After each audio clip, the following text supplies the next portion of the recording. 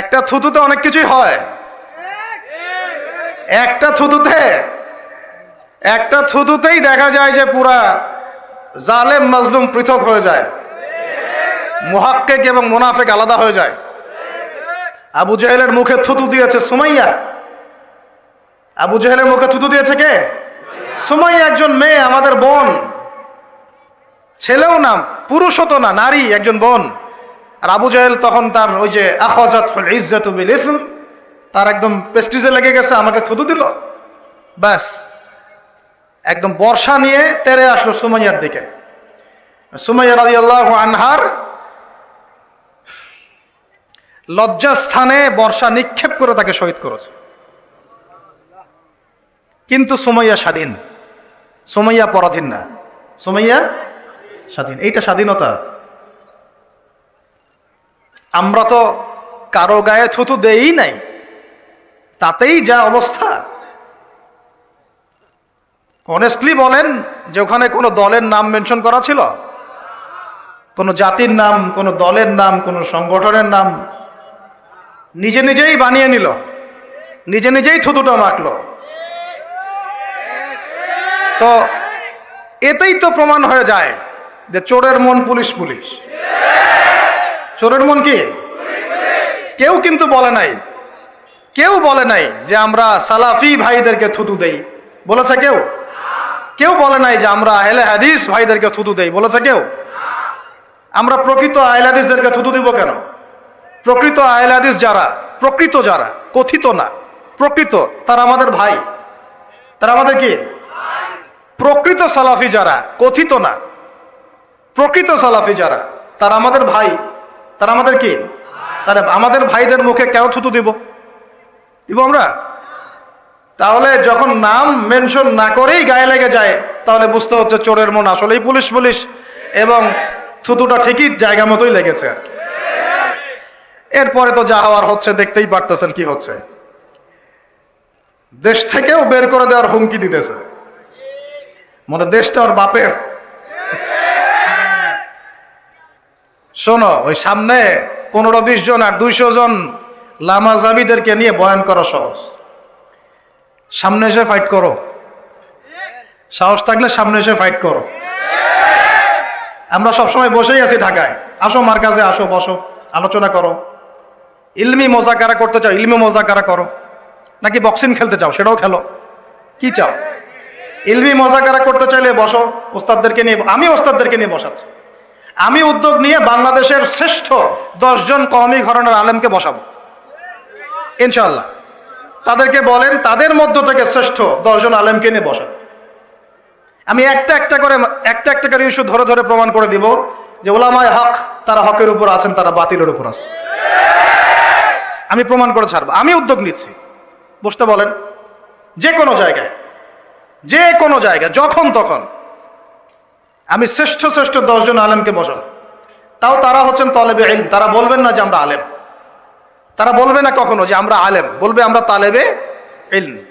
আর তারা বলুক যে আমরা শায়েখ, ঠিক আছে শায়েখ, ভালো কথা, 10 জনকে নিয়ে এসে বসা। আবার আমি একটা রিকোয়েস্ট করি, তার আগে অন্তত এমন কাউকে ডাইকেন না যে কোরআনও তেলাওয়াত করতে পারে না, তা মুসিবত হয়ে যাবে। বাংলাদেশে একটা জায়গা, ভারতে আর দিন প্রচার করে কাজ হচ্ছে না, বাংলাদেশে এসেই প্রচার করতে হবে, তাও কোরআন তেলাওয়াতও সহি না, শুদ্ধ না। সে বড় বড় আলেম মুফতিদেরকে বাহাসের জন্য ডাকতেছে। কি একটা অবস্থা! বিসমিল্লাহির রহমানির রহিম বিশুদ্ধ করে পড়তে পারতেছে না, তাও বলতেছে বাহাসের জন্য ডাকতেছে। এতটুকু তো জ্ঞান নাই। একটা আয়াত তেলাওয়াত করতেছে, দেখলাম, এগুলো অনলাইনে আমাদের ভাইরা পাঠায়, তাই দেখি। এগুলো তো সময় দেওয়ার, মাথায় নেওয়ারও সময় নাই আসলে আমাদের, কারণ অনেক বড় বড় বিষয় নিয়ে আমাদেরকে কাজ করতে হয় বা চিন্তা করতে হয়। তোমরা লিঙ্ক টিঙ্ক পাঠাও, তখন দেখি 1 মিনিট 1.5 মিনিটের খুতবা, 1.5 মিনিটের খুতবার যে সামনে আরবিগুলো আমরা পড়ি, যে ইন্নাল হামদালিল্লাহ নাহমাদুহু ওয়া নাস্তাঈনুহু ওয়া নাস্তাগফিরুহু ওয়া নু'মিনু বিহি ওয়া নাতাওয়াক্কালু আলাইহি ওয়া নাউযু বিল্লাহি মিন শুরুরি আনফুসিনা ওয়া মিন সাইয়্যাতি আমালিনা, এই যে মান ইয়াহদিহিল্লাহু ফালা মুদিল্লা লাহু ওয়া মান ইউদ্লিল ফালা হাদিয়া লাহু, এই যে আরবি খুতবাটুকু পড়া হয়, দেড় মিনিটের খুতবার মধ্যে 30টা ভুল করে রেখে দেয়। আর আমাদেরও গায়রত এতই কমে গেল, এখানে বসতে হবে পাগল ছাগলের সাথে। তাকে তো আগে 1.5-2 বছর নুরানি মক্তবে পড়ে আসা উচিত। পড়াশোনা আপনারা তো জানেন, ওলামায়ে কেরাম, এখানে পড়াশোনার সিলেবাস 20 বছরের। কত বছরের? আমি আপনাদের সামনে আমি বলতেছি, আমার মিনিমাম এখন মনে হচ্ছে যে আমার আরো 5 থেকে 6 বছর লাগবে শেষ করতে। আমি নিজের কথা বলতেছি, মনে হচ্ছে যে আমার 5 থেকে 7 বছর লাগবে এগুলো শেষ করতে। তারপরে জানি না যে এগুলো মাসালা ইস্তেমবাদ করতে পারবো কি না, তাও জানি না। এটা কি মনে করে পড়াশোনাকে? ইলম অর্জনের এই যে গভীরতা, এই যে মাজমাউল বাহরাইন, এটাকে কি মনে করে? ক্লাস 1 দিনী ইলম অর্জনের ক্লাস 1 হচ্ছে আপনাকে আলিফ বা তাসা পড়তে হবে, কোরআন তেলাওয়াত করা শিখতে হবে, তাই তো? এটা ক্লাস 1। তারপরে আপনি আসবেন হিফসে, তারপরে কিছু অংশ হিফস করবেন, হয় 1 পারা হোক আর 2 পারা হোক আর পুরো 30 পারাই হোক, হিফস করবেন, তাই না? আগে কোরআন সহি করবেন, তারপর হিফস করবেন। তারপরে ব্যাকরণের কিতাবগুলো পড়তে হয়, মিজান থেকে শুরু করে একদম হেদায়া কুদুরি না পর্যন্ত পড়তে পারলে কেউ আলেম হয়? বলেন, কেউ আলেম হতে পারবে? এই সেন্সে তো আমরা কখনো বলি না যে আমরা আলেম। এই কথাটা আমরা কখনো বলি না, বলার সাহসই পাই না। এই পর্যন্ত পড়তে হয়। এর মাঝখানে আরবি ভাষা আছে, খালি এসো আরবি শিখির 3টা খণ্ড আমার সামনে বসে পড়তে বলেন দেখি, পারে নাকি? কিচ্ছু না, এসো আরবি শিখির 3 খণ্ড, এটা বেসিক জিনিস। মিজান মুনসাহেব কিতাবটা পড়তে পারে নাকি? নাহু আর হেদায়েতুন নাহু মিলে একটা পরীক্ষা দেখ খালি 50 মার্কের। কিভাবে একটা মানুষ আলেম হয়? এগুলো চেয়ারে মানুষ বসে কিভাবে? এরপরে গিয়ে মানুষ দাওরা হাদিস পরীক্ষা দেয়, মিশকাত পড়ার পরে দাওরা হাদিস পরীক্ষা দেয়, সব হাদিসের কিতাবগুলো মোতাআলা করে, মোতাআলা করার পরে ইফতা দেয়। সারা বাংলাদেশ থেকে ইফতা দেওয়া মানুষগুলো মার্কাজুদ দাওয়ার মতো প্রতিষ্ঠানে গিয়ে পরীক্ষা দেয়। সেখান থেকে হয়তো 20-30-40 জনকে ওস্তাদরা কাছে রাখেন, তাদের কি দিয়ে গবেষণা পরিষদ চালান। এত সহজ আলেম হয়ে যাওয়া আর বাহাস করা, এদেরকে ডাকা।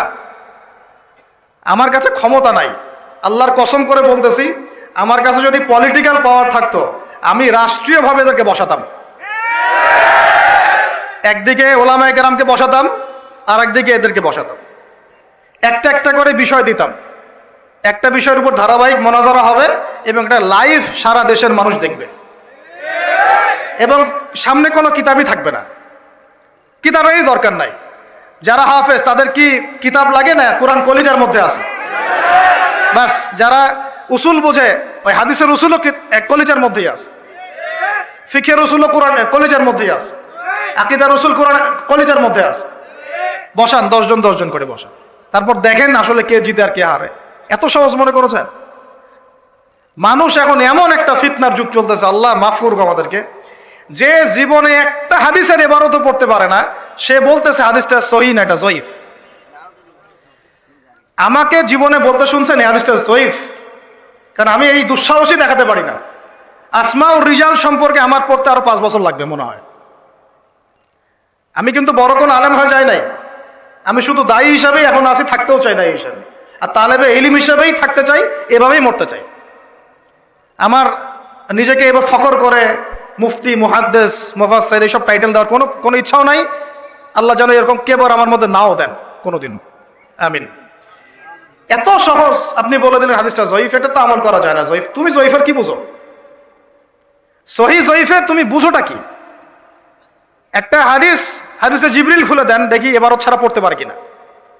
যে কিতাবগুলোর হাওয়ালা দিয়ে দিয়ে হানাফি মাযহাবের নামাজটাকে জাল প্রমাণ করা হচ্ছে, হানাফি মাযহাবের নামাজটাকে জাল প্রমাণ করা হচ্ছে, এই কিতাবগুলোর মুকাদ্দমা খালি পড়ে দেখাবে, ভূমিকাটুকু বলছে সহিহ বুখারীতে আছে, সহিহ বুখারীর পুরো ভূমিকাটা খালি পড়ে দেখাক, শোনাবে খালি, জাস্ট আর কিছু না।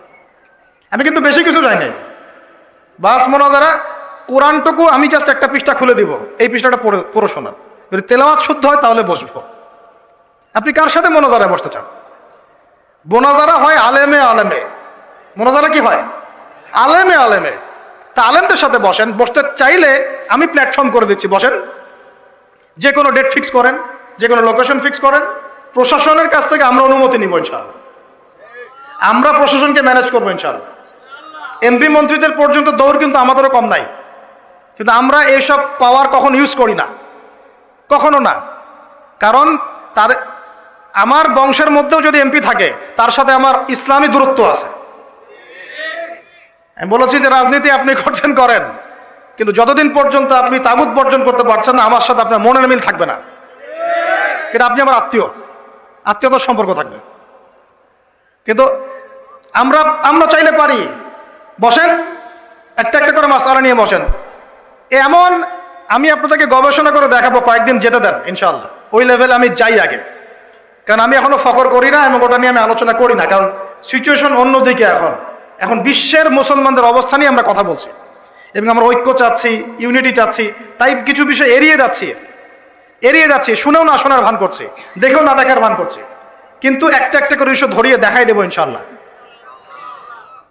শুধু আপনাদেরকে হাত বাঁধা থেকে শুরু করে এই যে এই চামড়ার মোজা না কাপড়ের মোজা শীতকাল পর্যন্ত ব্যস্ত করে রাখছে। একটা মাসআলা বাদ দেওয়া হয় নাই যেটা নিয়ে মুসলিম উম্মাহকে বিভক্ত করা হয়নি, একটা মাসআলা বাদ দেওয়া হয়নি। মুসাফা করতে যাবেন, মুসাফা থেকে শুরু করে এই যে হাত থেকে শুরু করে পা পর্যন্ত এই যে কোন মোজা পরবেন, চামড়ার মোজা না কাপড়ের মোজা, এমন কোন মাসআলা বাদ দেওয়া হয়নি যেটা নিয়ে এই ফিতনা সৃষ্টি করা হয়নি, উম্মাহটাকে বিভক্ত করা হয়নি। আমাদের ওস্তাদরা বলেন, এভাবে বলেন, উলামায়ে কেরাম আকাবিরদের থেকে আলাদা হবেন না, উলামায়ে কেরাম আকাবিরদের থেকে বিচ্ছিন্ন হবেন না ভাই। দলিল আদিল্লাহ বোঝার মতো ক্ষমতা এখনো তৈরি হয়নি তো আপনার। দলিল তো সবাই বুঝবেও না। যে ব্যক্তি দলিল করছে মনে করেন যে আমাকে এইটার উপর দলিল দেন, তাকে যদি আপনি সহিহ বুখারী, মুসলিম, তিরমিজি দলিলগুলো দিয়েও দেন, সে কি ওই কিতাবটা গিয়ে মোতালা করতে পারবে? সে তো খুলে ওটা পড়তেও পারবে না। আর যারা পড়তে পারে তাদেরকে নিয়ে বসতে হবে। যারা পড়তে পারে তারা আসে বসুক, আমরা আঙ্গুল দিয়ে ধরায় দেখাই দিই যে হ্যাঁ, যে ইসলামটা চলেছে বাংলাদেশে চিরায়তভাবে সাবকন্টিনেন্টে ওলামায়ে হকের হাত ধরে, মুহাক্কিক আলেমদের হাত ধরে, এই ইসলামের মধ্যে অবিশুদ্ধতার কিচ্ছু নাই। যা আছে এটা কিছু জাহেল মানুষের কাজ। প্রত্যেক ঘরানার মধ্যে কিছু জাহেল মানুষ থাকতে পারে, এটা তো দলিল না আপনার সামনে।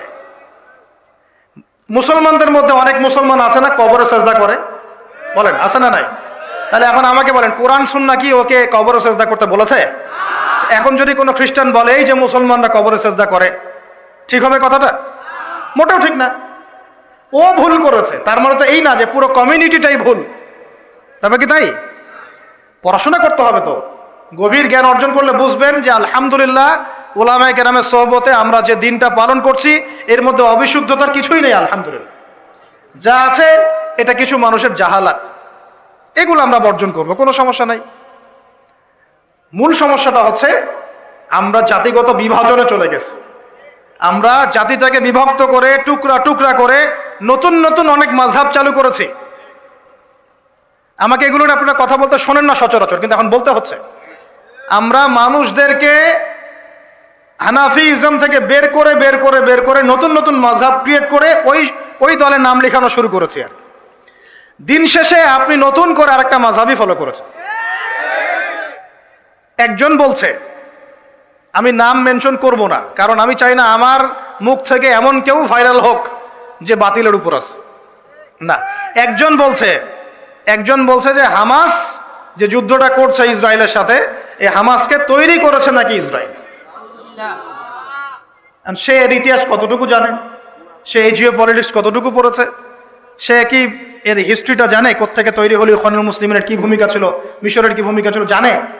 এখন আপনি যদি তার কথাটা মেনে নেন তাহলে আপনি তার মাযহাবটা অন্ধভাবে অনুসরণ করলেন, তাই তো? একজন বলছে যে ওরা পাগলের কাজ করতেছে। কি করতেছে? পাগলের কাজ। ওরা নাকি কুকুরের মতো পাগল হয়ে গেছে, নাউজুবিল্লাহ। একজন বলতেছে যে সুবহানাল্লাহ। একজন বলছে, কে বলেছে আপনাকে যে ইহুদিদের সাথে মুসলমানের যুদ্ধ হচ্ছে? মানে ওখানে ওরা বিশ্বাসই করতে চায় না, মানতেই চায় না যে হামাস মুসলিম। কে বলেছে আপনাকে ইহুদিদের সাথে মুসলমানের যুদ্ধ হচ্ছে? এইভাবে অনলাইনে বক্তব্য দিয়েছে। তো এখন আপনি তো তাকে অনেক বড় শায়েখ মনে করছেন, তার মাযহাব ফলো করছেন আপনি। এখন কে বলেছে যে আপনিও তাকলিদ করেন না? শায়েখ যা বলছে অন্তর্ভাবে মেনে নিচ্ছেন তো আপনি। এক শায়েখ বলে দিল যে এই এই এই মানুষ বাংলাদেশের মাটিতে খারেজি হয়ে গেছে, বলে দিল। এখন আপনিও লাফাচ্ছেন, আপনি তো জানেনও না যে খারেজি কাকে বলে, কোন উসুল থাকলে হয়, কেন হয়, কি কারণে হয়। আমার শায়েখ বলেছে, বাস, ফুল স্টপ। তাহলে আদতে আমরা কিন্তু আমাদের চিরায়ত যে জামা, এখান থেকে বের হয়ে নতুন নতুন জামা ফর্ম করছে। আল্লাহ পাক আমাদেরকে কথাগুলো বোঝার তৌফিক দান করেন। আমি মূল জায়গা থেকে এখন আস্তে আস্তে শেষ করতে চাচ্ছি, আপনারা একটু ধৈর্য ধরে বসেন। এই কথাগুলো বলতে চাই নাই, কেন বললাম? বলার কারণ হচ্ছে মাজলুমদের পক্ষে যদি আমরা অবস্থান নিতে ব্যর্থ হই, কাল কিয়ামতের মাঠে আল্লাহ পাক আমাদেরকে ছাড়বে না। মাজলুমদের, আবার বলি শোনেন, মাজলুমদের পক্ষে যদি আমরা অবস্থান নিতে ব্যর্থ হই, কথা বলতে ব্যর্থ হই, লিখতে ব্যর্থ হই, আকীদা রাখতে ব্যর্থ হই, আল্লাহ পাকের কাছে পার পাওয়া যাবে না। দুনিয়াতে পার পেতে পারে না, দুনিয়াতে পার পেতে পারে। আর যেভাবে আমরা জাতিগত বিভক্তি সৃষ্টি করছি এবং ভিতরে যে এক শ্রেণীর মুনাফিক ঢুকে নিজেদেরকে আলেম পরিচয় দিয়ে মাজলুমের বিপক্ষে অবস্থান নিয়ে জালেমকে প্রমোট করছে, এদেরকে চিনে রাখেন বাংলাদেশের মানুষ, চিনে রাখেন। আজকে থেকে 5-10 বছর পর আরো ভালো করে চিনতে পারবেন ইনশাআল্লাহ। আমি হলফ করে বলতেছি, যদি আমাদের জাতির উপরে কোনো বিপর্যয় নেমে আসে, তবুও এদেরকে আপনি আপনার পাশে পাবেন না। বরং মুসলমানদের দুর্দশায় এরা মিষ্টি বিতরণ করে, খুশি হয়, খুশি হয়। মিষ্টি বিতরণ করে মানে খুশি হয়। কোনো মুহাক্কিক কাউকে যদি নির্যাতন করা হয়, বলে যে খুব ভালো হয়েছে, একজন খারেজিকে একদম ঢুকিয়ে পিটাচ্ছে, খুব ভালো হয়েছে। মুসলমান এই কথা বলে, মুসলমান হয়ে কথা বলে নিজের ভাইয়ের ব্যাপারে। আল্লাহ পাক এই ঘটনার মধ্য দিয়ে, এই প্যালেস্টাইন ইস্যুর মধ্য দিয়ে পুরো বিশ্বকে দেখিয়ে দিয়েছেন কারা জালেম, কারা মাজলুম, কারা মুহাক্কিক আর কারা মুনাফিক।